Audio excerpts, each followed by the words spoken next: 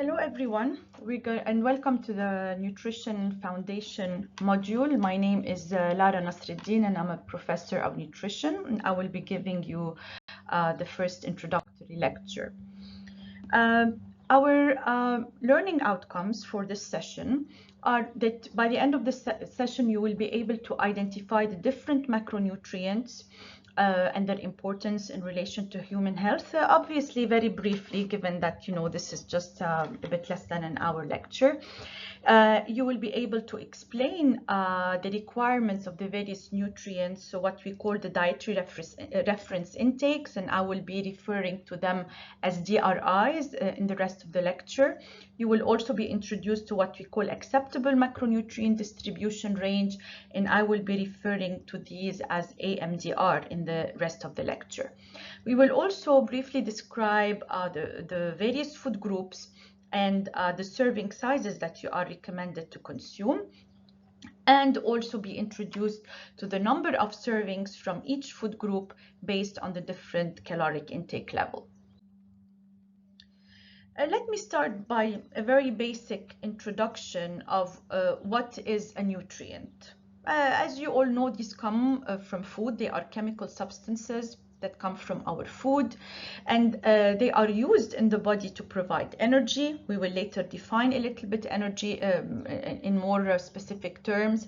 Of course, these nutrients are also structural materials and regulating agents that can support health, growth, maintenance, and the repair of body tissues. And of course, there is a lot of evidence that links these nutrients, their deficiencies or excess intakes, to the risk of certain diseases, including chronic diseases.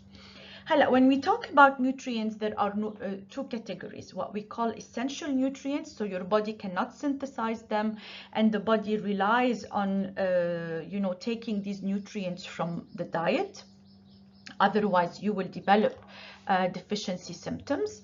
And we have something that's called the non-essential nutrients, that the body can make them in sufficient quantity to meet physiological needs.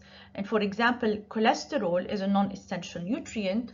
It is needed in the body, for example, as a component of cell membranes, but it is not essential because our body can synthesize it. So when we talk about nutrients, there are different categories. We have the inorganic nutrients. It's one way of classifying these, and the organic nutrients. The inorganic obviously would include water and minerals such as iron, calcium, etc. Whereas the organic nutrients include carbohydrates, lipids, proteins, as well as vitamins. So these 6 nutrient classes that we just saw can be further divided into energy producing nutrients and non-energy producing nutrients. So the macronutrients, which are carbohydrates, fats, and proteins, are energy producing. Our body can use these to produce energy, whereas the non-energy producing are the micronutrients such as vitamins and minerals. And of course, water is a class by its own. It's not definitely an energy producing nutrient. So when we say carbohydrates, fats, and protein are macronutrients, why do we use the term macro? Obviously, because the body needs them in large quantities, as opposed to the vitamins and minerals, which, first of all, like we said, do not provide energy, and they are really needed in small amounts, in smaller quantities, and hence the word micronutrients. Again, when we say the energy yielding nutrients, they are the macronutrients. Like I said before, their roles is not only to provide energy, but also to provide building body tissues. So you cannot really build your bones or your muscles without having access to adequate macronutrients, including protein. The regulation of several body processes also requires an adequate amount of macronutrients. So when we speak about vitamins, and definitely we're not going to go into the details of each, that's really just a quick overview.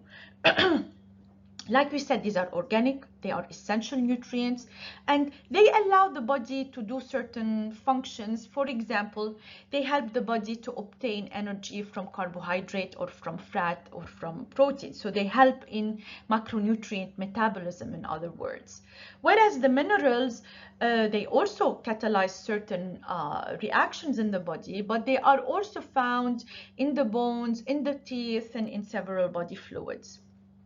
And obviously, we cannot survive without an adequate amount of water. Life processes cannot happen if we don't have enough water in the body. So energy, I said several times that we have that macronutrients produce energy in the body. So what's energy? In the body, it is, a chemical form of energy that's produced because of metabolism, and the body can convert this chemical energy into mechanical or electrical or even heat. So when we speak about foods, the energy coming from food is expressed in the calories units, and more specifically as kilocalories. So food energy is measured in kilocalories, whereby obviously 1,000 calories is equal to 1 kilocalorie. This is important to know. 1 gram of carbohydrates helped us produce 4 kilocalories. So when you ingest 1 gram of carbohydrates, it's as if you have ingested 4 kilocalories. But I'm not going to say kilocalorie every time, because the more common term when you are describing energy is say just calories, but it is hidden that it is kilocal. So 1 gram of carbohydrates produces 4 calories. Protein produces also 4. However, fat produces more than double. And this is why, in weight reduction efforts, the first thing we try to focus on is reducing the amount of fat, because it is the richest in energy. Alcohol also produces 7 calories per gram. Another unit for energy description is the kilojoules, and you can see the values, and you can also, work out the relationship between a kilojoule and a calorie based on these numbers. Obviously, in order to live and have adequate health, adequate growth, we need to have an adequate intake of nutrients. So how do we know if our intake of nutrients is actually adequate? What we do is that we compare our intake to what we call a standard, a reference, and these are called dietary reference standards. And these are estimates of the needs of macronutrients, micronutrients, and also fluids for healthy people only. These dietary reference standards are not therapeutic. They are for everybody who is in a good health and does not need specific therapeutic diets.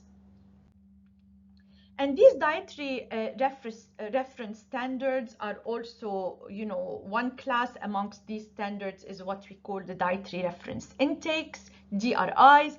They are established by the Institute of Medicine, and they come under 5 different categories. The estimated average requirement, short as EAR, recommended dietary allowance or RDA, the adequate intake or AI, tolerable upper intake level or UL, and the AMDR or acceptable macronutrient distribution range. I will be saying few words about each of these. But the DRIs in general, they are all for healthy people, but they are not the same for men and women sometimes. They might differ based on gender. For example, the adequate intake of iron for women of reproductive age is way higher than that for men of the same age. Of course, there is also the DRIs might differ based on age. For children, they're not the same as adults, and they also would differ based on the life cycle stage. For example, for pregnant women and lactating women, they're different compared to non-pregnant and non-lactating women. So let's start with the first one, which is called the EAR, the estimated average requirement. And this is really the amount of the nutrient that is estimated to meet the nutrient requirements of 50% of healthy individuals. So it's as if, so estimated average requirement. It's like the average value that would meet the needs of 50% of the people in that, based on age and sex. And why do we start? The ear is always the starting point when they are developing DRIs, because based on the ear, you can later develop the RDA, which is the important individual-based recommendation. So let me clarify. So the ear, by definition, will meet the needs of only 50% of the population. How do we determine this ear? It's based on a specified criteria of adequacy. For example, the amount that is needed to prevent a classic deficiency disease. For example, the amount of vitamin C that is needed to prevent a clinical scurvy. So the main goal here is to prevent a deficiency, and it's based on data that is either experimental or based on existing or observation or historical or basically intervention and trials. So it's based on scientific evidence, and you actually, based on that, you define that minimum amount that is needed to prevent a certain metabolic deficiency. And that would be your ear. Based on the ear, you will then estimate the RDA. So as you can see in the graph, the ear, by definition, will meet the needs of half of your populations, like your 50th percentile. Once I have this ear, we can determine the RDA. The RDA is basically the ear plus 2 standard deviations. In other words, the RDA is actually that amount of nutrient that is sufficient to meet the nutrient requirements of nearly all, like 97, 98% of healthy persons in a particular life stage and gender group. And this is what is the goal for the individual. So if you are interested, you as an individual or for your patient, to look at the requirements from calcium, from vitamin D, from I don't know what, you look at the RDA. You don't look at the ear. The RDA is the goal for the individual. The ear is used in different contexts. For example, if you're doing a population-based survey and you are comparing the group, we can compare it to the ear. But as long as we're dealing with individuals, whether yourself, your client, your patient, your neighbor, you compare their intakes with these DRIs, with the RDA. So of course, when I say you compare the intakes, there is a way to calculate the intake based on, what we call dietary recalls or dietary assessments, which I cannot go into details here. But the idea is that you get like some kind of a history of what the patient is eating, and you can plug them into a software, and that software will produce the intake of protein, of energy, of calcium, of iron, etc. And based on this intake, you can compare it to these dietary standards. So based on this graph, you can see that the RDA meets the needs of 98% of the population. So what is the adequate intake? In some instances, sufficient scientific evidence may be lacking. We don't have enough scientific data. We may have observation coming from healthy populations, etc., but we don't really have robust, sufficient scientific evidence. In that case, you cannot calculate the ear, and thus you cannot calculate the RDA. Because remember, the ear is based on scientific evidence. And sometimes this evidence is simply not there, in which case they rely on observations coming from populations that seem to be healthy, and they try to assess what's their level of intake, and that would be the adequate intake. So the adequate intake is only there when the ear and the RDA do not exist. For example, we have an adequate intake for total fiber, for linoleic acid. Most nutrients for children under the age of 1 year are expressed as adequate intakes. And again, this is when we don't have sufficient evidence. What about the tolerable upper intake level? So this is the highest level that an individual can take without developing toxicity symptoms. So this is not a recommended intake. No, the recommended intake again is the RDA. In situations when the RDA doesn't exist, it is the adequate intake. So the tolerable upper is to give you that maximum that you can take from food, from supplements, from everything, and that does not cause toxicities. So of course, when we are dealing with patients who might be taking supplements, this is an important thing to look at so that we do not reach levels that are toxic. And these upper limits exist, for example, for many nutrients like vitamin A. And they are based on evidence. So for example, retinol, the upper limit is 3,000 microgram because per day, because other than that, beyond that, we will have teratogenic effects, hepatotoxic effects. Vitamin E, the upper level is 1,000 milligrams because otherwise you will develop hemorrhagic effects. So it is really to prevent excessive intakes that might lead to toxicity. So to conclude this part, you can see that the safe range of intake for individuals is somewhere between the RDA and the upper limit. It is that zone where you will be taking enough as to prevent deficiencies and not taking too much as to lead to toxicity. That was for the DRIs. Now we talk about the AMDRs, and this is for macronutrients. And you can see that the AMDRs, the goal of these AMDR is to ensure an adequate intake and to decrease the risk of chronic disease. They are expressed as percentage of energy intake. So from your daily intake and your daily energy intake, 10 to 35% of your energy should be coming from protein, 45 to 65% should be coming from carbohydrate, and 20 to 35% should be coming from fat. And we will talk a little bit more about the types of fats later throughout the lecture.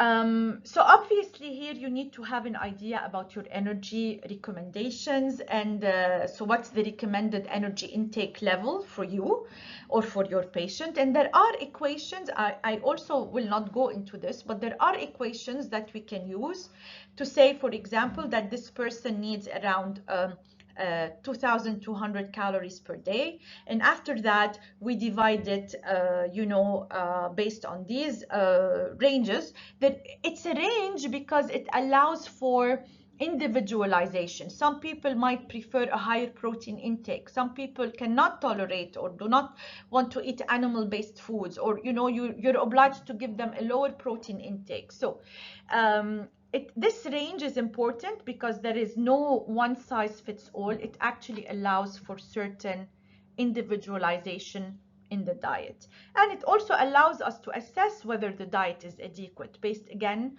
on history, on dietary recalls, what the person is eating. Is he or she meeting really these recommendations? And of course, the AMDRs are important numbers that you should know.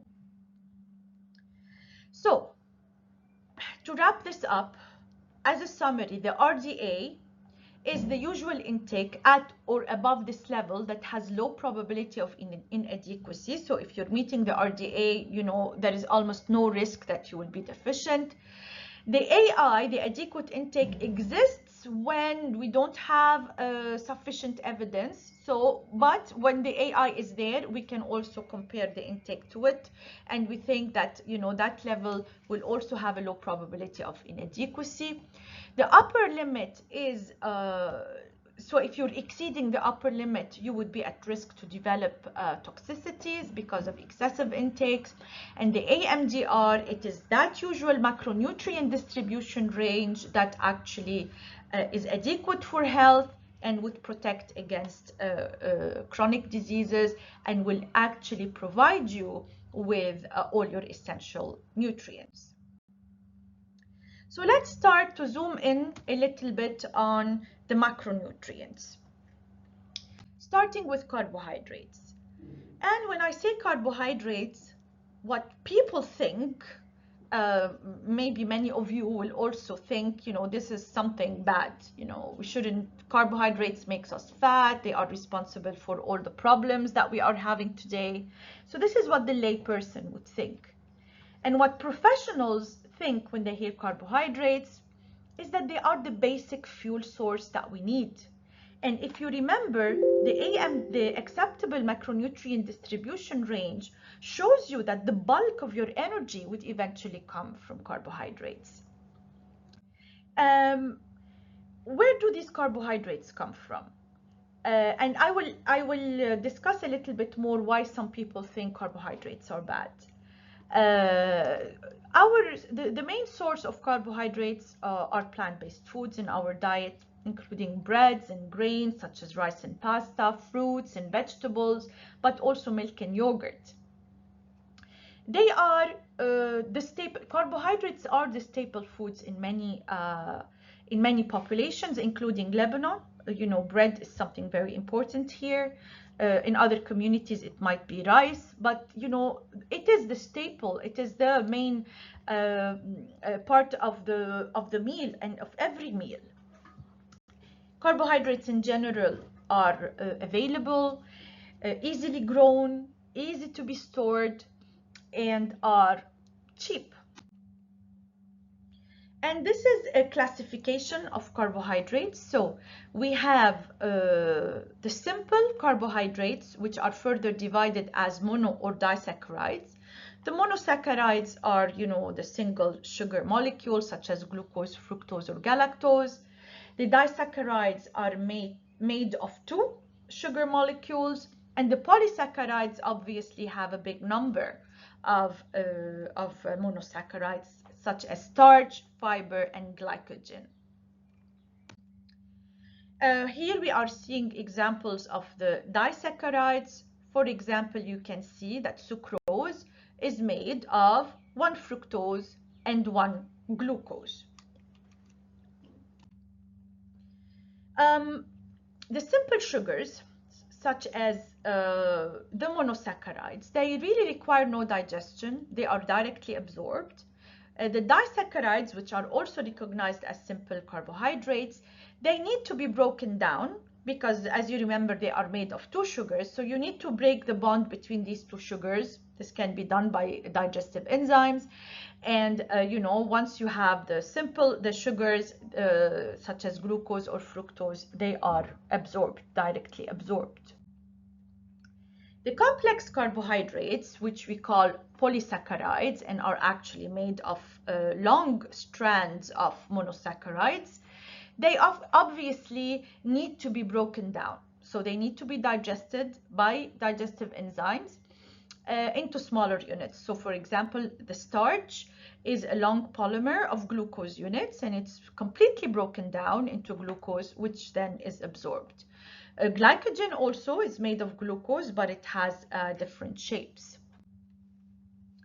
So starch is actually the most common carbohydrate in the human diet. It's found in potatoes and wheat and rice, you name it. And like I said, it gets digested into glucose and then gets absorbed in the body. Fiber, on the other hand, which is also found in plant-based foods such as whole grains, fruits, and vegetables, is actually not digested by the body. It does not undergo any digestion, but it has a very important role, and we will discuss it a little bit in a while. So here, no digestion and no absorption, and therefore it does not contribute to energy intake. Glycogen is similar in structure to starch because it's a polymer of glucose, but the shape is a bit different because it's more compactly stored, and it is usually present in the liver and in the muscle. So why some carbohydrates are labeled as bad, and this has, has had repercussions on the way we look at carbohydrates in general. And this is pertinent to the type of carbohydrates that we're talking about. So we have carbohydrates that we call high glycemic index and other carbohydrates that we call low glycemic index.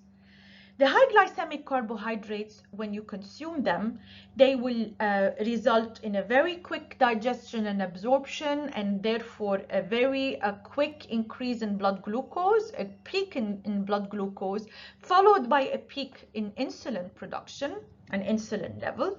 So you can see that you would reach, a peak in blood glucose and a peak in insulin level. This is followed, because insulin is produced quickly, it is followed by a sharp decrease in blood glucose in the postprandial phase, like 2 to 3 hours after that meal. And that quick decrease in blood glucose, again, might lead to an excessive feeling of hunger that will make you want to eat, again, high glycemic index foods, and you will be stuck in like a vicious cycle of, consuming high GI foods, getting hungry and eating more. And of course, it has also other repercussions on insulin sensitivity.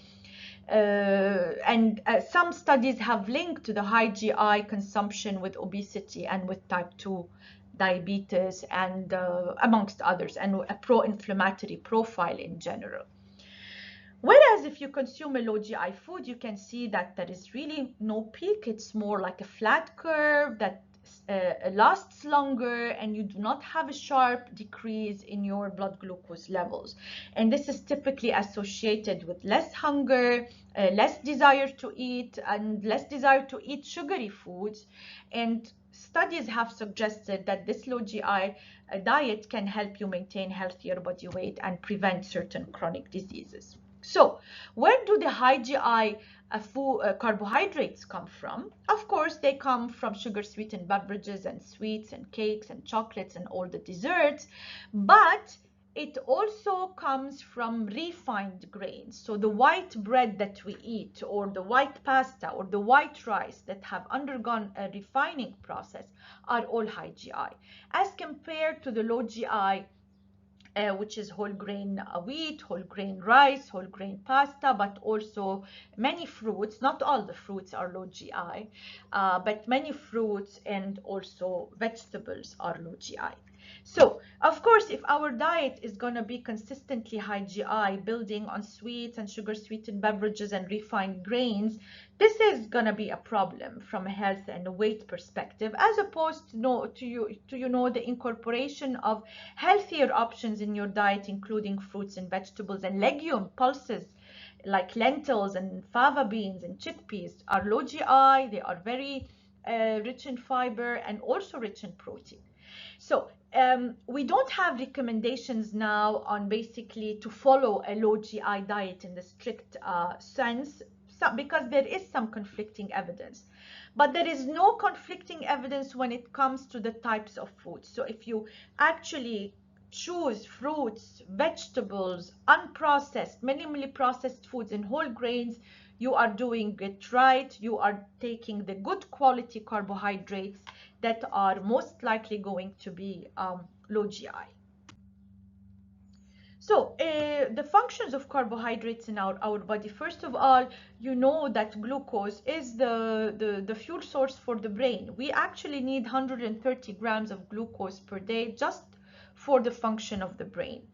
Again, glucose and carbohydrates are a quick source of energy in the body, and if you've taken some excess, some of it would be stored as glycogen, but given that we have a limited storage capacity of glycogen, the rest will be converted into fat and stored as fat. This is why, again, excess carbs beyond your energy requirements and your needs will be a problem too. And carbohydrates in your diet tend to spare protein. So if you're not taking carbs, some of your proteins will actually be used as a source of energy, or also changed into glucose when you are not eating carbs at all. So again, The carbohydrates, like in all the macro, we have an AMDR, which is between 45 and 65% of your daily calories should come from carbohydrates in order to make you feel energetic, meet the needs of the brain, and all the functions of the body. And the RDA, so besides the AMDR, there is also an RDA, which is 130 grams per day for adults. This is, something that should not be taken below 130 grams of carbohydrates or of glucose per day. And like I said, food intake should be from lower GI food sources, or if you don't want to apply the GI concept, think, is it a wholesome food or is it an ultra processed food? Wholesome foods tend to have, a good quality carbohydrate. Fiber also, there is an RDA for fiber, which is somewhere between 25 and 35 grams per day, depending on the age, on gender, etc. But very few people do meet these recommendations, not because it's difficult to meet it, it's because people don't tend to eat wholesome foods. When we talk about fiber, there are two types of fiber: the viscous or the soluble, and there is the non-viscous or the insoluble. Let me start with the viscous fiber. It's called viscous because in the gastrointestinal medium, it's able to form a viscous-like gel. And this has health implications because it can lower blood cholesterol, because it can bind to bile acids in the gastrointestinal tract, it can slow glucose absorption, and most importantly, it's fermentable by the gut bacteria. And this fermentation in the gut bacteria can lead to a much healthier gut microbiome, which is now linked to a lower risk of obesity, lower risk of diabetes, of cardiovascular diseases, but also an improved mental health. And this kind of viscous fiber is found in, for example, whole grain oat, in certain fruits like apples and citrus fruits, in legumes like lentils, chickpeas are rich in this type of fiber.